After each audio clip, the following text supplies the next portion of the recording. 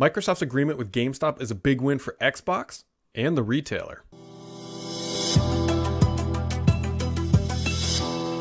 Last week, GameStop and Microsoft announced a pretty significant deal. And initially, they were only talking about the back-end services that GameStop would be adopting Microsoft 365 effectively and some Surface Go, or Surface hardware, I should say, in the retail experiences. Now we're starting to get a few more details, and I was right on the money. What I was talking about last week during the podcast, which I know not all of you listen to, but you really should. I do it every Friday, and I know it's 30 minutes long, which can be a little bit of time, but whatever. The point here was, when this was announced, I got a little tip that says, hey, don't sleep on this agreement, because there's much bigger things to come that weren't quite initially announced. And I interpreted that from the insider who passed along the information that GameStop would be getting a slice of revenue more so than they were traditionally for selling an Xbox or potentially an Xbox All Access console. And coming out today, that information is being confirmed and verified. And this has huge implications for both Microsoft, GameStop, and Xbox. And so the official tweet here comes out and says, today, this is GameStop, confirmed with Domo Capital that the agreement with Microsoft includes revenue sharing on all downstream revenue, i.e. digital downloads and digital content from any device that GameStop brings into the Xbox ecosystem.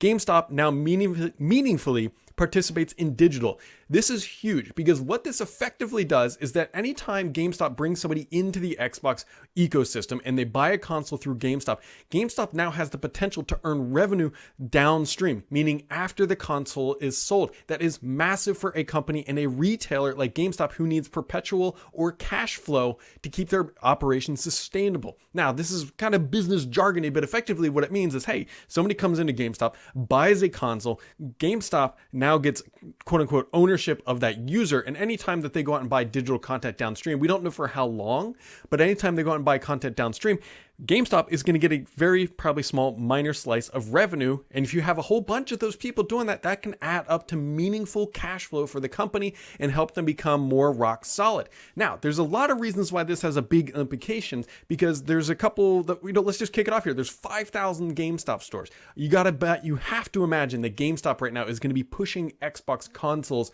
harder than PlayStation consoles, because they know that it's not just a one and done, because they already know that a lot of people are going to be going to digital sales. And once they walk out that door, they may not walk back in. And so the fact that they know with Xbox, they at least have a chance of earning additional revenue downstream is massive compared to a PlayStation. So management is going to be incentivized to be pushing Xbox consoles. Now, GameStop effectively could announce this for PlayStation. We don't know yet, but the fact that they announced a back-end deal, meaning back-end infrastructure and services with Microsoft, means this is a massive business agreement. It wasn't something that was just kind of spun up overnight. So effectively, Microsoft is turning a lot of GameStop stores into Xbox retail outlets. Yes, you will still be able to go buy PlayStations and everything else you need there, but when it comes down to offering employee incentives like, hey, if you sell 5 Xbox consoles this month, we'll give you an extra $100, those types of things, you can absolutely bet that GameStop is going to be wanting Xbox consoles out the door. Now, the other massive question here, which we don't know the answer of, if I'm Best Buy and I'm looking over the fence and saying, hey, look, GameStop is getting a kickback, and a kickback's probably the wrong term, downstream revenue, if you will, for selling an Xbox console, why aren't we? And you'd have to imagine that Best Buy and every other retailer is going to be wanting to get in on this because of obvious reasons. They all want cash flow. They all want a better deal. Maybe they don't make as much up front, but as long as they're selling those consoles and bringing those users in, this is a big win for those retailers and for Microsoft. This is potentially a brilliant strategy if Microsoft can make the effective arrangements so that they will sell more consoles.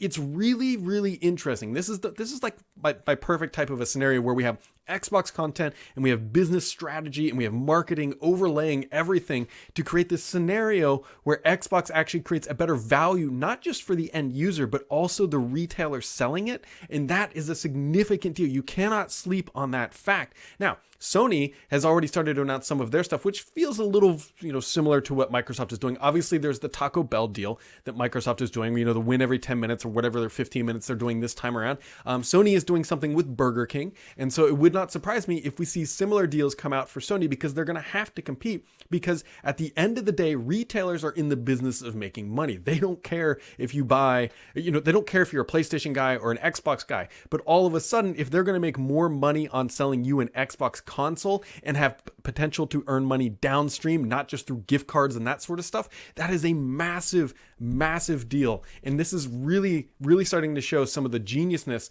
that Microsoft has put together for this generation. They're not just walking in and saying, look, here's a console, here's Game Pass, which by the way is a good value. There's Game Pass. We have the best value with Series S and the most powerful is Series X. They're going straight to the heart of the retailer, who is the last mile. And if you're not familiar with last mile, that's like physically like the point of contact between the mega company, Microsoft, and you, because you have to go to a retailer, that's last mile, and touch it.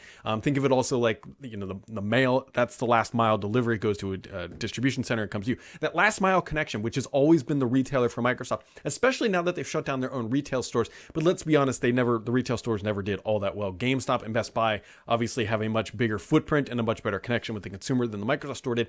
And those connections are huge. And Microsoft just put a literal money into those connections to help incentivize their consoles to move out the door. This is a really, really big deal. I'm going to be very curious to see how this shakes out for Microsoft long term and GameStop, because GameStop, as we all know, has been struggling. There's an obvious reason for that. People aren't buying physical games; they're buying digital games. And if you're a company selling physical games, that's a bad thing. And so now Microsoft is trying to help out GameStop, and in return, GameStop very much likely is going to be helping out Xbox as well. This is a really interesting business move. I'm going to be very curious to see how this shakes out. I'd love to know what you guys think down in the comments below, and we'll catch all of you right back here next time.